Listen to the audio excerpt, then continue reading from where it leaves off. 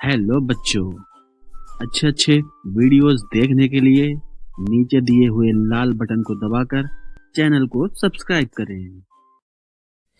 है निक्की, तुम अब तक तैयार नहीं हुई? अपनी 18 साल की बेटी निक्की के कमरे में पूजा कदम रखते ही उससे पूछती है कि वो अब तक तैयार क्यों नहीं हुई। दुल्हन के कपड़ों में बैठी निक्की आईना को एकटक देख रही थी। उसकी आंखें भीगी हुई थी। मुझे ये शादी बिल्कुल भी नहीं करनी। मैंने सुना है जमींदार साहब बहुत गुस्से वाले हैं और मुझसे उम्र में भी बहुत बड़े हैं। उनकी उम्र मेरे बाबा की उम्र जैसी है। और भी कुछ मैंने सुना है अपनी सहेलियों से। मेरे सहेलियों ने मुझे बताया है कि वो बहुत गंदे हैं। ऐसा नहीं कहते हैं निक्की बेटा। अगर तुम जमींदार साहब से शादी कर लोगी तो हम सबके अच्छे दिन आ जाएंगे बेटा। तुम तो अच्छे से जानती हो कि हमारे घर की हालत क्या है बेटा। जमींदार साहब की माँ तुम्हें खुद अपने घर की बहू बनाना चाहती हैं। अब चलो भी, देर मत करो, मुहूर्त का वक्त हो रहा है बेटी। उस रात एक नाबालिग लड़की की शादी एक अधेड़ उम्र के जमींदार से कर दी गई। हंसती खेलती निक्की उस अधेड़ उम्र के जमींदार से शादी करके उसके बंगले में आ जाती है। अति सुंदर बहू, अति सुंदर बहू। हर किसी की जबान पर बस यही था। निक्की को कोई भी देखता बस उसकी निगाह निक्की पर टिक जाती थी। शादी की पहली रात निक्की डरी सहमी अपने कमरे में बैठी रहती है। तभी जमींदार उसके कमरे में आता है और जमींदार को देखकर निक्की एकदम से डर जाती है। और जमींदार ने निक्की को देखकर हंसते हुए कहा, हा हा हा हा, क्या हुआ? मुझे मेरे घर जाना है, मेरी माँ के पास। हा हा हा हा हा, यही है अब तेरा घर। अरे तुझे तो अपनी खुशनसीबी माननी चाहिए कि तू इतने बड़े घर में ब्याह कराई है और एक तू है जो अपने छोटे से झोपड़े में जाने के लिए रो रही है। इतना कहकर जमींदार निक्की की ओर बढ़ने लगता है। जैसे ही वो निक्की की ओर बढ़ता है वैसे ही पूरे हवेली की बिजली चली जाती है। निक्की डर के मारे चीख उठती है।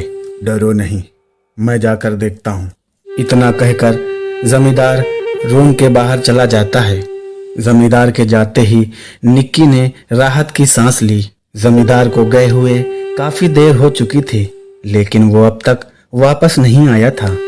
निक्की की आंखें नींद से खुल नहीं रही थी और वो वहीं पर बिस्तर के किनारे टेक लगाकर बैठे बैठे सो गई थी कि अचानक से घर की खिड़कियां तेज तेज हिलने लगती हैं। ऐसा लग रहा था कि जैसे कोई जोर जोर से खटखटा रहा है। निक्की ने डर से कांपते हुए कहा, कौन है वहाँ?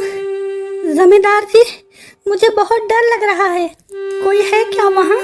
लेकिन कोई जवाब नहीं आता है और फिर सब एकदम से शांत हो जाता है। निक्की को लगता है कि जैसे उसके कमरे के दरवाजे के बाहर कोई है। निक्की अपने बेड से उठती है और दरवाजे की ओर देखती है। दरवाजे की ओर उसको एक काले लिबास में कोई जाते हुए दिखता है। निक्की धीरे से बोलती है, कौन? वो कोई भी था, लेकिन वो चुपचाप वहां से आगे बढ़ गया। निक्की को अकेले कमरे में डर लग रहा था, इसीलिए वो अकेली कमरे से बाहर निकल जाती है और वो आंगन की ओर बढ़ जाती है। हवेली में सब लोग सो चुके थे क्योंकि किसी की भी आहट की आवाज नहीं आ रही थी। निक्की को इतने बड़े घर में रहने की आदत नहीं थी, इसलिए उसे हवेली में बहुत घबराहट सी हो रही थी। निक्की ने सोचा कि जमींदार साहब का तो पता ही नहीं, तो क्यों ना किसी को हवेली में ढूंढकर उससे कुछ बात करें क्योंकि उसका डर खत्म हो सके। वो अपने कदम बढ़ा ही रही थी रुक जा कि किसी के पीछे से रोकने की आवाज आती है। ये सुनकर निक्की के कदम जहां थे वहीं थम से गए। उसने घबराते हुए पीछे पलट कर देखा और पीछे पलटते ही उसने अपने पल्लू को सर पे रख लिया। पीछे जमींदार की माँ खड़ी हुई थी। वो निक्की के सामने आकर बोलती है, निक्की, तुम यहाँ क्या कर रही हो इतनी रात में? निक्की घबराते हुए बोलती है, वो माँ, मुझे बहुत डर लग रहा था। और फिर जमींदार की माँ बोलती है, डर लग रहा था? तो मेरा बेटा है? पता नहीं, हमारे कमरे के दरवाजे पर कोई था और जमींदार साहब उसी को देखने गए थे और पता नहीं फिर अब तक वो नहीं आए और मुझे किसी की आवाज भी सुनाई दे रही थी तो मुझे डर लग रही थी, इसीलिए मैं बाहर आ गई। निक्की की बात सुनकर जमींदार की माँ सोचने लगती है और फिर बोलती है, मुझे पता है वो कहाँ होगा, तू जा अपने कमरे में, मैं तेरे पति को लेकर आती हूँ। निक्की ने हाँ में सिर हिलाया और अपने कमरे की ओर बढ़ जाती है और पीछे से जमींदार की माँ बोलती है, शादी हो गई लेकिन दोबारा हुई। जिंदगी में किसी लड़के से शादी करता है तो अपने आधी उम्र की लड़की से किया। इस उम्र में पहुंच गया है लेकिन तब भी इसकी हरकतें नहीं सुधरी, ना जाने कहां अपना मुंह काला कर रहा होगा। इधर निक्की डरी सहमी अपने कमरे की ओर बढ़ती है। जैसे ही वो गलियारे से अपने कमरे की ओर जाती है तो उसको महसूस होता है कि कोई उसका पीछा कर रहा है।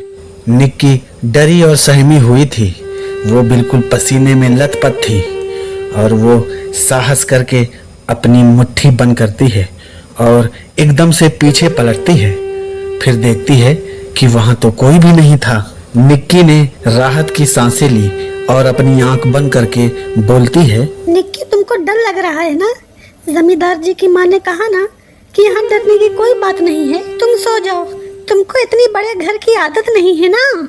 इतना मन में सोचकर निक्की जैसे ही अपने कमरे का दरवाजा खोलती है तो उसको किसी पायल की आवाज सुनाई देती है। निक्की ने देखा उसी गलियारे से एक काला साया चलकर आगे की ओर जा रहा था और उसी के पास से पायल की आवाज आ रही थी। ये देखकर निक्की की हालत खराब हो जाती है। उसका चेहरा बिल्कुल पसीने से भीगा हुआ था। उसने जल्दी जल्दी अपना पसीना पोंछा और बोलती है, ये कैसे हो सकता है? अभी तो यहाँ कोई नहीं था और ये काले लिबास में क्यों घूम रही हैं इस तरह से? इस तरह निक्की के देखते देखते सारे गलियारे में अंधेरा छा जाता है।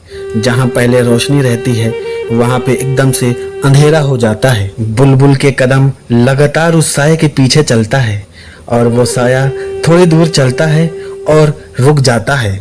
निक्की उसके कदम से कदम मिला के चलने लगती है और वो देखती है जहाँ उस हवेली में चहल पहल थी, रात में बिल्कुल से सन्नाटा और बिल्कुल सुनसान सी हो जाती है और कहीं भी ना सजावट ना लाइट कुछ भी नहीं होती है। निक्की को हवेली में बहुत डर लग रहा था और अचानक से वो काली परछाई गायब हो जाती है और निक्की के कदम जहाँ पर रहते हैं वहीं थम से जाते हैं।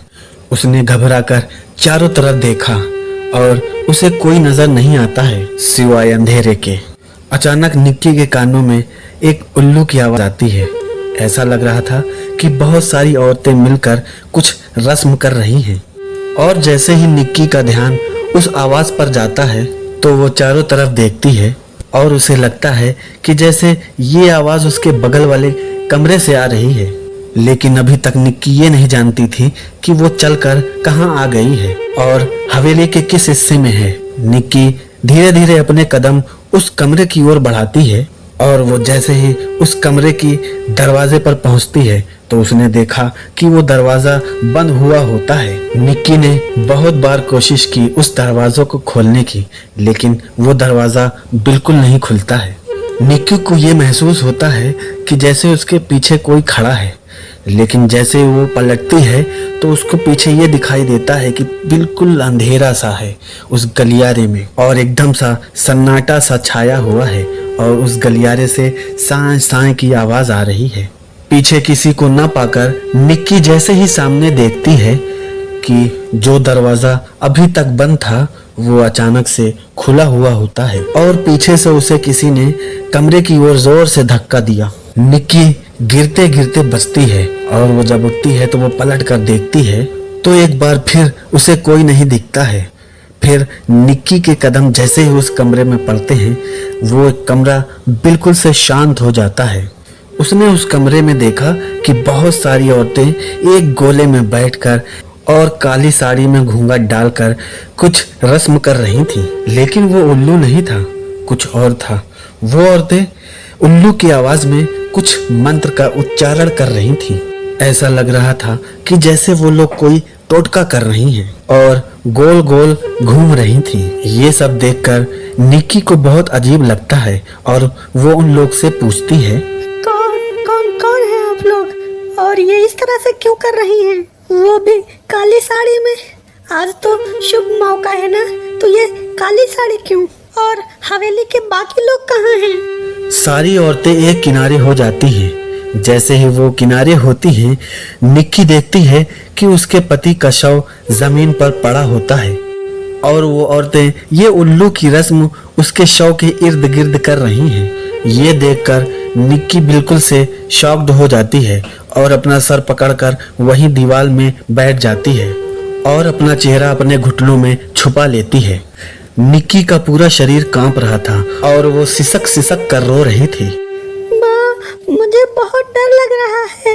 माँ, मुझे यहाँ से ले चलो, मुझे घर जाना है। निक्की यही बात बार बार दोहरा रही थी और वो जो औरतें उस जमींदार के चारों तरफ घूम रही थी, उसमें से एक निक्की की ओर कदम बढ़ाती है और फिर सारी औरतें निक्की को घेर कर खड़ी हो जाती हैं। उसमें से एक औरत निक्की के पास बैठ जाती है और उसके सर पर हाथ रख के बोलती है, तुम डरो मत, ये सब तो हमने तुम्हारे लिए ही किया है। ये सब सुनकर उस औरत की तरफ निक्की अपने आंखों में आंसू भरे हुए देखती है। हालांकि निक्की उन लोगों का चेहरा नहीं देख पा रही थी, लेकिन उन लोग की हंसी को महसूस कर पा रही थी। आखिर क्या हुआ था निक्की की शादी की पहली रात, और ये कौन थी औरतें और ये सब क्या कर रही थी? ये सब जानने के लिए अगला पार्ट जरूर